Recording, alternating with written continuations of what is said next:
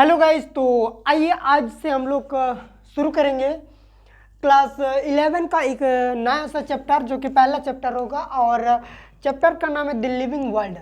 तो हर per day आप लोग को एक लेक्चर मिलेगा इसका, और जहाँ पे आज के जो टॉपिक होगा वो लिविंग ऑर्गेनिज्म के बारे में हम बात करेंगे। तो सबसे पहला बात मेरा एक क्वेश्चन है, और आज का ये चैप्टर एक क्वेश्चन के साथ शुरू करेंगे कि what is living organism. Living organism किसको कहेंगे? एक लिविंग ऑर्गेनिज्म और एक नॉन लिविंग ऑर्गेनिज्म के बीच में कौन सा ऐसा डिफरेंस रहेगा, इन सारे एस्पेक्ट्स के बारे में आज हम बात करेंगे। सबसे पहले क्या बात करेंगे यहाँ पे कैरेक्टरिस्टिक्स के बारे में। कैरेक्टरिस्टिक ऑफ लिविंग ऑर्गेनिज्म, एक लिविंग ऑर्गेनिज्म का क्या क्या कैरेक्टरिस्टिक हो सकता है। पहला बात हम बात करेंगे ग्रोथ। एक लिविंग ऑर्गेनिज्म, कोई ऑर्गेनिज्म अगर जिंदा है तो वो ग्रो करेगा, यानी छोटा से बड़ा होगा। लेकिन अगर हम बात करेंगे नॉन लिविंग थिंग, अगर वो नॉन लिविंग थिंग है, क्या है? Non living thing. अगर कोई भी नॉन लिविंग थिंग्स है या फिर नॉन लिविंग ऑर्गेनिज्म है तो क्या वो ग्रो करेगा? मे भी कर सकता है, मे नॉट भी कर सकता है। अगर वो नॉन लिविंग थिंग है तो वो ग्रो करेगा, बट बाहर से ग्रो करेगा, जिसको हम लोग एक्सट्रिंसिक ग्रोथ के बारे में बात करेंगे। लेकिन नॉन लिविंग थिंग अंदर से ग्रो नहीं करेगा। अगर वो लिविंग ऑर्गेनिज्म है तो ग्रो करेगा फ्रॉम इनसाइड, अंदर से वो ग्रो करेगा। नेक्स्ट बात करते हैं रिप्रोडक्शन के बारे में। किसके बारे में बात करेंगे? रिप्रोडक्शन। और ये जो रिप्रोडक्शन है ना, ये एक लिविंग ऑर्गेनिज्म का कैरेक्टरिस्टिक है। किसका कैरेक्टरिस्टिक है? Living organism. अगर कोई ऑर्गेनिज्म जीवित है तो वो अपने जैसे बच्चों को जन्म देगा। लेकिन अगर कोई ऑर्गेनिज्म नॉन लिविंग है तो वो अपने जैसे बच्चों को जन्म नहीं देगा। ये सबसे बड़ा ये क्या है, डिफरेंस है लिविंग और नॉन लिविंग के बीच में। नेक्स्ट हम बात करेंगे, हाँ, अगर रिप्रोडक्शन की बात करेंगे ना तो लिविंग ऑर्गेनिज्म करेगा, ये तो कन्फर्म है, लेकिन मे नॉट रिप्रोड्यूस। बहुत सारा ऐसा ऑर्गेनिज्म आपको देखने के लिए मिलेगा जो अपने जैसे बच्चों को जन्म नहीं देते हैं, but although they are living. ठीक है।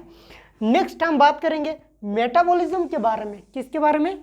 Metabolism.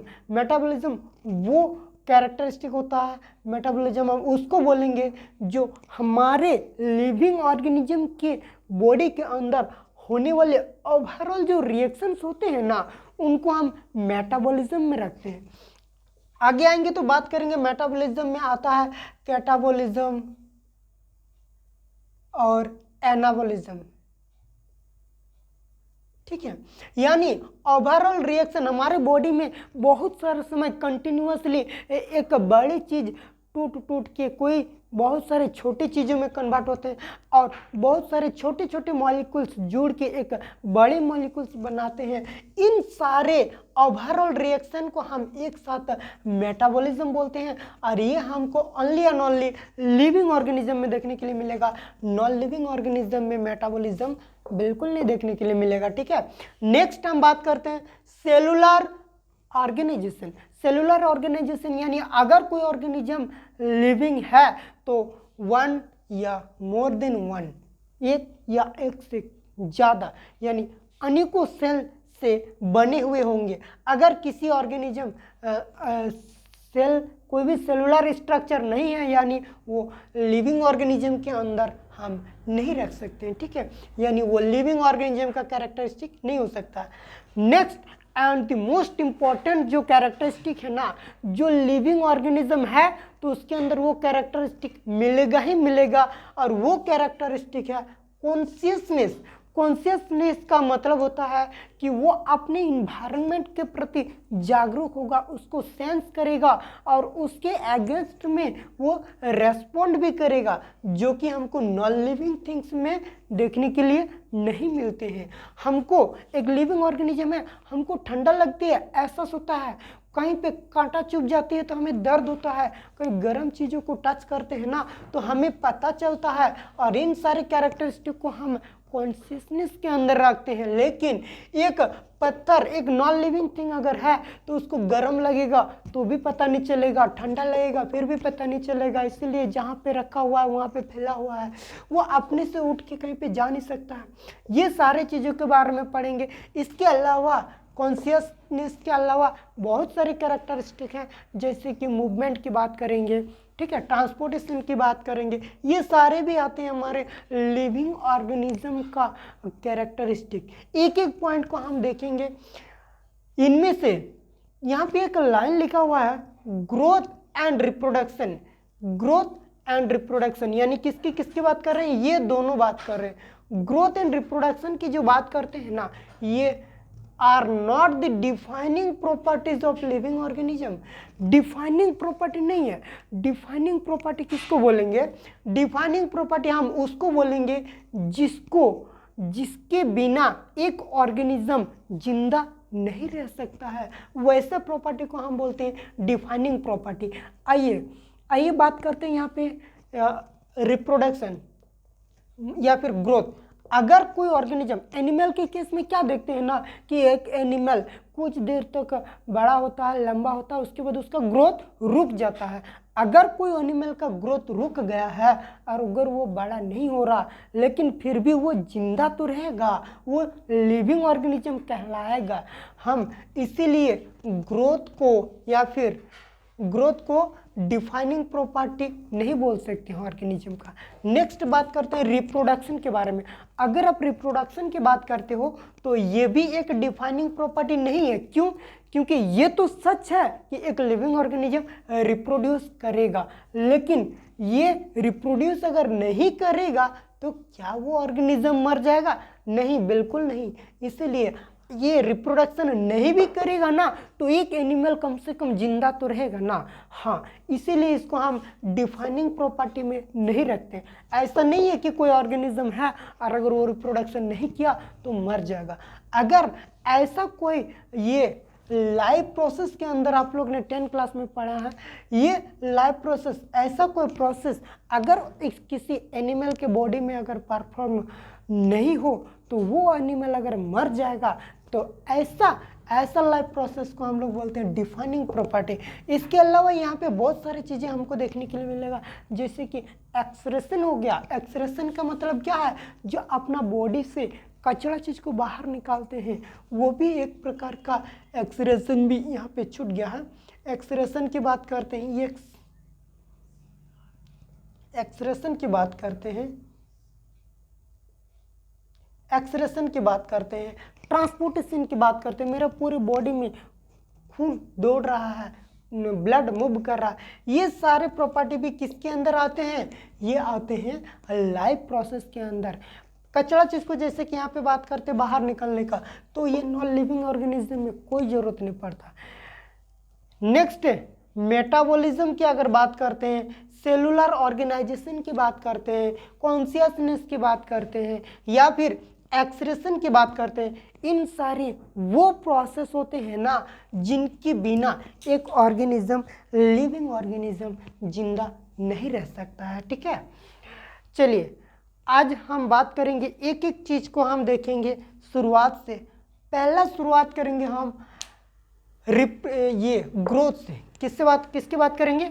Growth can be defined as the overall increases in the mass और size of an organism.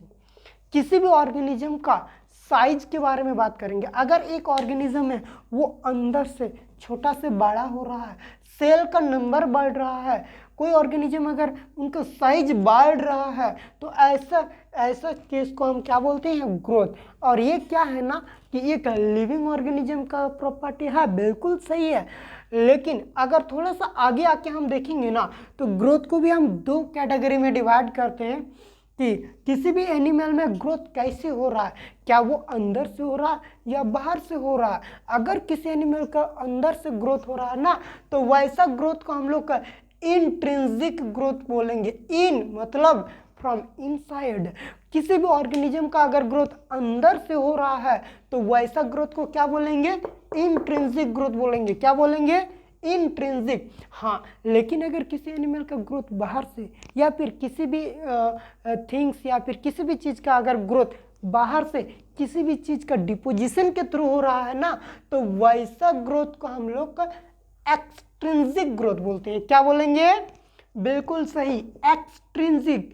From external environment, बाहर से किसी चीज़ का अगर डिपोजिशन के दौरान अगर किसी एनिमल का ग्रोथ यानी किसी चीज़ों का ग्रोथ हो रहा है ना, तो वैसा चीज़ों को हम लोग बोलते हैं एक्सट्रिंसिक ग्रोथ। एक एक करके चीज़ों को समझते हैं। इंट्रिंसिक ग्रोथ यहाँ पे लिखा हुआ है, it can be defined as the growth from inside of the body of an living organism. किसी जीवित जीव का या फिर जीवित ऑर्गेनिज्म का, लिविंग ऑर्गेनिज्म का ग्रोथ अगर बॉडी के अंदर से हो रहा है बाय द सेलुलर मेटाबॉलिज्म के प्रोसेस से, यानी ऑर्गेनिज्म खाना खा रहा है, सांसें ले रही है, उसके बॉडी में एनर्जी बन रहा है, नई नई सेल बन रही है और नए सेल कंटिन्यूअसली जुड़ते जाता है, और अगर वो एनिमल का साइज बढ़ रहा है अंदर से, तो वैसा ग्रोथ को हम लोग क्या बोलेंगे? इंट्रिंसिक ग्रोथ बोलेंगे। ठीक है, it is the defining property of living organism. बिल्कुल सही है। क्यों? क्योंकि लिविंग ऑर्गेनिज्म अगर है तो वो खाना खाएगा, भोजन खाएगा, भोजन खाने के बाद वो ऑक्सीजन लेगा, और ऑक्सीजन और भोजन यानी फूड और ग्लूकोज हर एक सेल में जाके रिएक्शन करेंगे, रेस्पिरेशन होगा, एनर्जी बनेंगे, उसके बाद नए नए सेल बनेगा और नए नए सेल एक साथ डिपोजिशन होता जाएगा और एक ऑर्गेनिज्म का साइज धीरे धीरे क्या होगा? अंदर से बढ़ेगा। तो वैसा ग्रोथ को हम क्या बोलते हैं? Intrinsic growth. उसके बाद आएगा एक्सट्रिंसिक ग्रोथ, जो बॉडी का बाहर से किसी भी ऑर्गेनिज्म का या फिर किसी भी चीज़ों का अगर बाहर से कोई डिपोजिशन के दौरान ग्रोथ होता है ना, तो उसको एक्सट्रिंसिक ग्रोथ बोलते हैं। एक काम करते हैं, एक्सट्रिंसिक ग्रोथ के बारे में भी लिख लेते हैं, फिर बात करते हैं। नेक्स्ट हम बात कर रहे हैं एक्सट्रिंसिक ग्रोथ के बारे में। तो extrinsic growth, it can be defined as the growth from outside of the body. जब किसी बॉडी का बाहर से किसी चीज़ के डिपोजिशन के दौरान अगर ग्रोथ होता है ना, तो वैसा ग्रोथ को हम लोग एक्सट्रिंसिक ग्रोथ बोलेंगे। एक्सटर्नल साइड से ना, like accumulation of material on the surface of the body. किसी बॉडी का सरफेस के ऊपर अगर किसी चीज़ का डिपोजिशन हो रहा है, यानी जैसे कि मान लिए एक पहाड़ है, ऑब्वियस सी बात है, पहाड़ है, हाई एल्टीट्यूड में जैसे जैसे ऊपर की तरफ जाते हैं वहाँ पे टेम्परेचर घटते जाता है। जब टेम्परेचर घटते जाता है ना, तो यहाँ पे धीरे धीरे बर्फ़ जमा होते हैं, और बर्फ़ जमा होते होते पहाड़ का साइज क्या होता है? धीरे धीरे बड़ा होते जाता है। यानी बाहर से किसी चीज़ का डिपोजिशन के दौरान इस पहाड़ का साइज बड़ा हो रहा है। तो वैसा ग्रोथ जो बाहर से किसी चीज़ का डिपोजिशन के दौरान अगर उसका साइज बड़ा होता है, तो वैसा ग्रोथ को एक्सट्रिंसिक ग्रोथ बोलते हैं। बट ऐसा ग्रोथ एनिमल के केस में देखने नहीं मिलते हैं, और जनरली ये कहाँ पे देखने के लिए मिलते हैं? नॉन लिविंग थिंग्स में इस प्रकार का ग्रोथ हमको देखने के लिए मिलता है। ठीक है, यानी हमको यहाँ पे क्या देखने के लिए मिला? इंट्रिंसिक ग्रोथ जो बॉडी का अंदर से होता है उसको हम इंट्रिंसिक ग्रोथ बोलेंगे, और जनरली कहाँ देखने के लिए मिलते हैं? वो एनिमल के केस में देखने के लिए मिलते हैं। But extrinsic growth non living thing के अंदर देखने के लिए मिलते हैं, और वो ग्रोथ कहाँ से होता है? From the outside of the body, body का बाहर से होता है। ठीक है, नेक्स्ट हम देखते हैं आगे। जिससे पहले हम इंट्रिंसिक के बारे में बात किए थे, इंट्रिंसिक ग्रोथ भी आगे दो प्रकार का होता है। एक होता है इनडिटर्मिनेट ग्रोथ। इन मतलब सच में नहीं, डिटरमाइन नहीं कर सकते कि वो कितना बड़ा होगा, जिसको हम लोग और एक लैंग्वेज में बोलेंगे तो उसको हम लोग अनलिमिटेड ग्रोथ बोलते हैं। अनलिमिटेड, जिसका कोई लिमिट ना हो। हम लोग का ये इस प्रकार का ग्रोथ जो होता है ना, बेसिकली हमको प्लांट में देखने के लिए मिलता है। It can be defined as the growth which occurs throughout their life span या फिर लाइफ साइकिल। एक ऑर्गेनिज्म जितना दिन जिंदा रहेगा उतना दिन उसका बॉडी हर साल कुछ ना कुछ ग्रो करेगा, और इस तरह का ग्रोथ को हम लोग का इनडिटर्मिनेट ग्रोथ बोलते हैं या फिर अनलिमिटेड ग्रोथ बोलते हैं। प्लांट के केस में ये चीज़ देखने के लिए मिलता है। हम लोग हर कोई देखे होंगे कि जब पतझड़ का समय आता है वो पुराना पत्ता सब झड़ जाते हैं और वो नए पत्ता जब खिल के आते हैं तो नए पत्ता उगने के दौरान पेड़ का पिछला साल जितना साइज था उससे थोड़ा बढ़ जाते हैं, है ना। तो वैसा ग्रोथ जो हर साल कुछ ना कुछ बड़ा होता है जब तक वो एनिमल यानी जब तक प्लांट, बेसिकली ये ग्रोथ कहाँ देखने मिलता है? प्लांट में। जब तक ये प्लांट जिंदा रहेगा तब तक वो ग्रो करता जाएगा, और ऐसा ग्रोथ को हम लोग का इनडिटर्मिनेट ग्रोथ या फिर अनलिमिटेड ग्रोथ बोलेंगे, ठीक है। नेक्स्ट हम देखेंगे डिटर्मिनेट ग्रोथ या फिर लिमिटेड ग्रोथ। लिमिटेड मतलब होता है ना कि कुछ समय तो ग्रो करेगा बट एक सर्टेन एज, एक निर्दिष्ट समय आने के बाद उस ऑर्गेनिज्म का क्या होता है? ग्रोथ आगे रुक जाता है। क्या होता है? ग्रोथ रुक जाता है, ठीक है। Growth which occurs only up to a certain age, एक विशेष एक पर्टिकुलर एज तक ही ग्रो करेगा और उसके बाद क्या हो जाएगा? उसका ग्रोथ रुक जाएगा, यानी लिमिटेड अमाउंट में ग्रो करेगा। ऐसा नहीं है कि एक इंसान हर साल बड़ा होते जा रहा, एक समय क्या हो जाएगा कि घर का छत फोड़ के बाहर निकल जाएगा। ऐसा कभी नहीं होता है, ठीक है। It occurs only in animal, हाँ जस्ट एनिमल के केस में देखने के लिए हमको मिलता है कि एक एनिमल कुछ समय तक बड़ा हुआ और उसके बाद क्या होगा? उसका ग्रोथ टोटली रुक जाता है, ठीक है। हाँ, क्या टोटली ग्रोथ रुक जाता है इसका मतलब ये तो नहीं है कि उसके बॉडी में सेल डिवीजन रुक जाते, नहीं। सेल डिवीजन होता है, कुछ स्पेशल सेल या टिश्यू में सेल डिवीजन तो होता है, लेकिन वो किसके लिए? रिप्लेस करने के लिए। जो सेल मर जाते हैं उन सेल को रिप्लेस करने के लिए कंटिन्यूसली हमारे बॉडी में सेल डिवाइड तो करता है लेकिन हाइट आगे नहीं बढ़ता है। ऐसे ग्रोथ को हम लोग क्या बोलेंगे? लिमिटेड ग्रोथ बोलेंगे। क्या बोलेंगे? जी बिल्कुल, हाँ आपने सही सुना, ये क्या है? Limited growth. क्या है? Limited growth.